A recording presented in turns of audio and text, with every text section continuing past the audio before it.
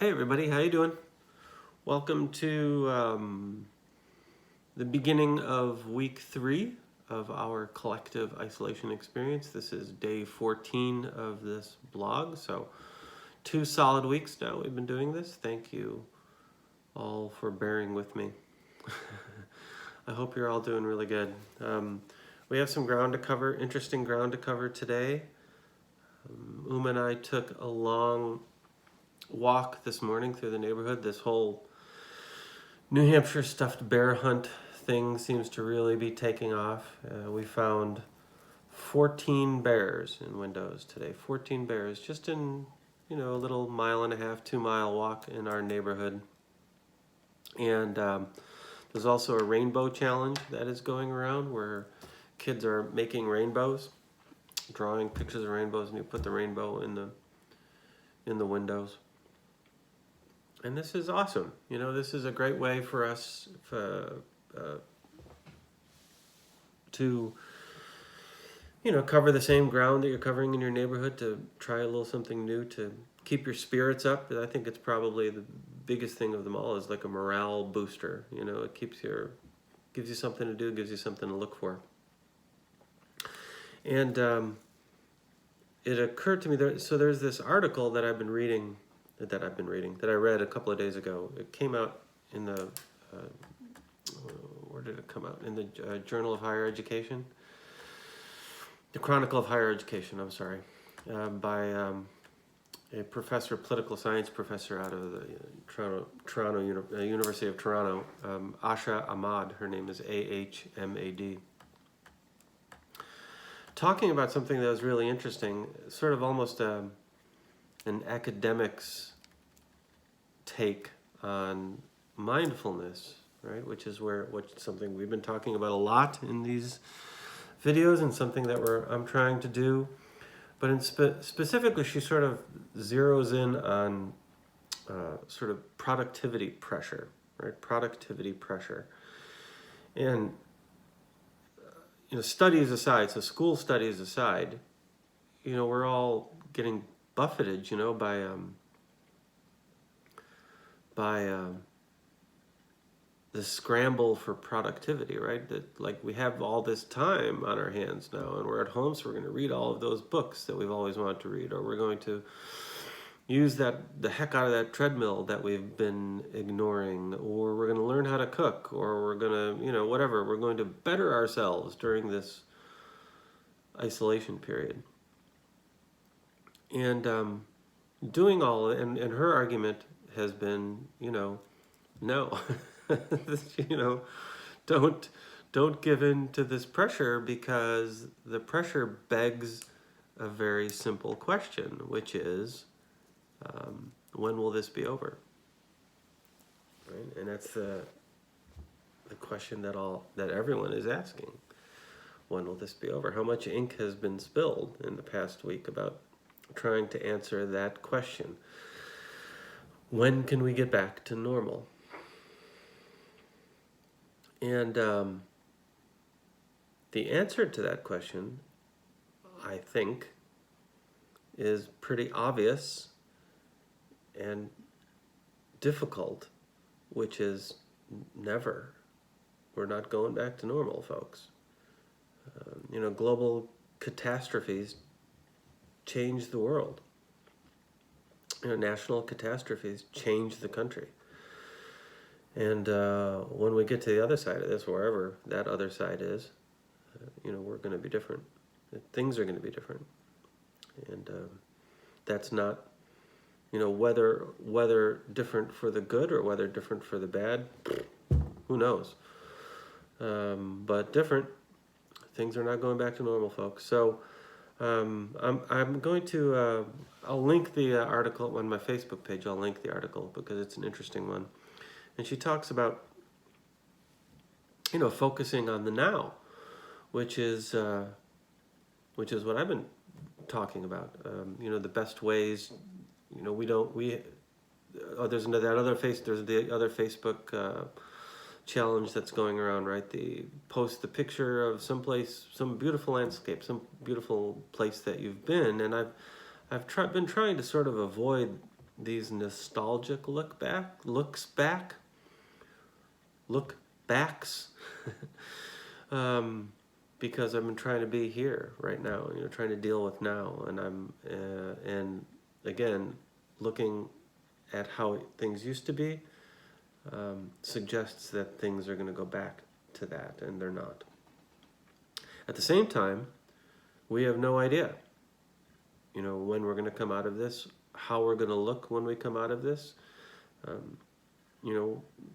What's our best guesses? A month and a half? What's the worst case scenarios? A year and a half before this thing passes us by? Who knows? We're still trying to figure it out. So it feels like looking that far into the future, trying to find a sort of a snapback time feels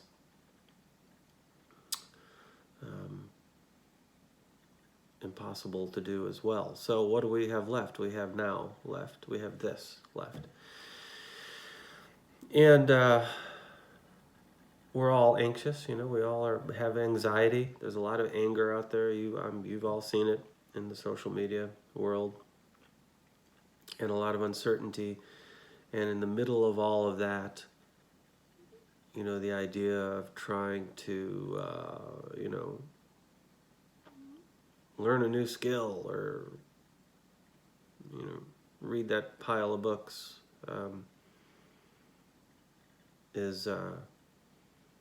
puts a lot of pressure.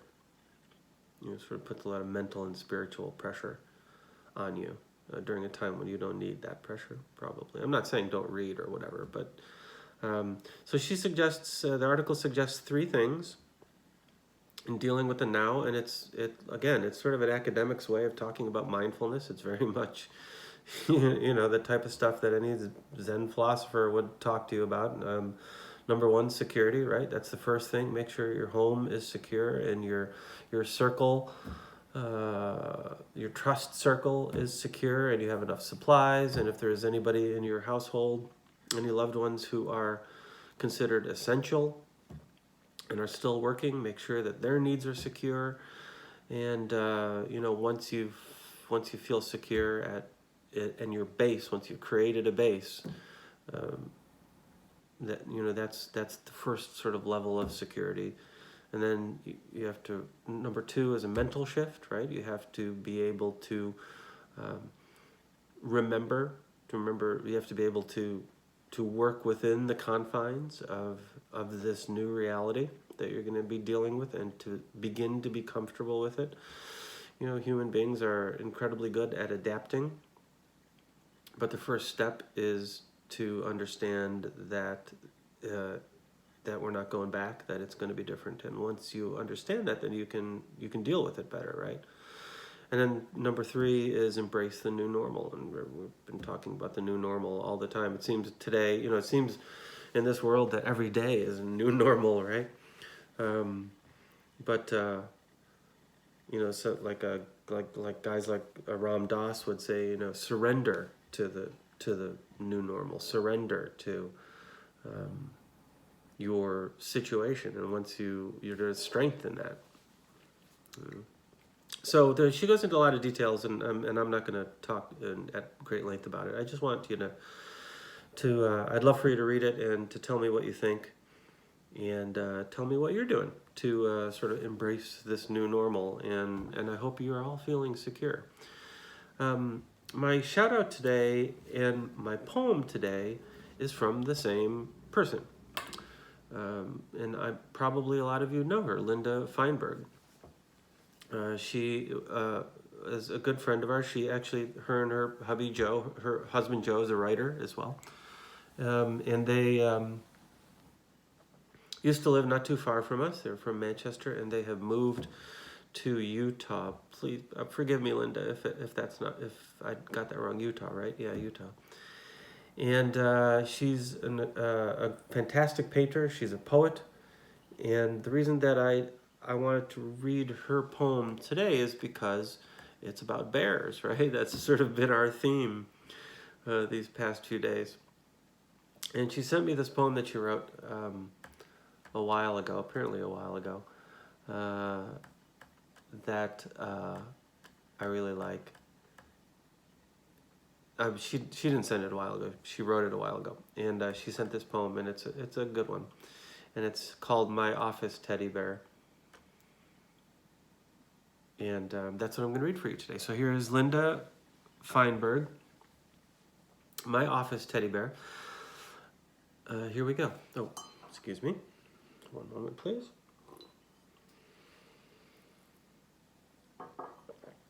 My Office Teddy Bear by Linda Feinberg. The executive bear sits on my computer, surveying her domain while watching me work.